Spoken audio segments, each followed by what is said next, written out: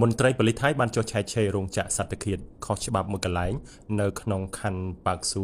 ទីក្រុងបាងកកកាលពីព្រឹកថ្ងៃនេះដោយរឹបអូសសាច់ជ្រូកគ្មានពន្ធចំនួន 1.8 តោន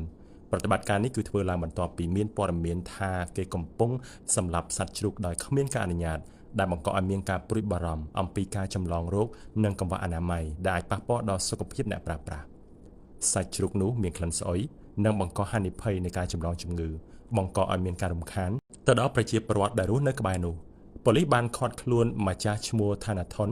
ដែលត្រូវបានចាប់ប្រកាន់ដែលជាម្ចាស់រោងចក្រសត្វតាឃាតដើម្បីសួរចម្លើយនិងប្រមូលភស្តុតាងសម្រាប់ការស៊ើបអង្កេតបន្ថែម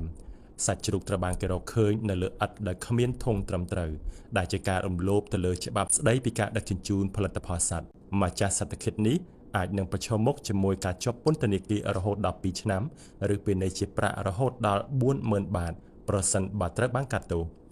ដោយសារទីក្រុងបាងកកត្រូវបានប្រកាសជាតំបន់ឃ្លាំមើលជំងឺប៉ែសជ្រូកអាហ្វ្រិកគំរូសាច់ទាំងអស់នេះនឹងត្រូវយកទៅពិនិត្យដើម្បីស្វែងរកវត្តមាននៃជំងឺឆ្លងនេះ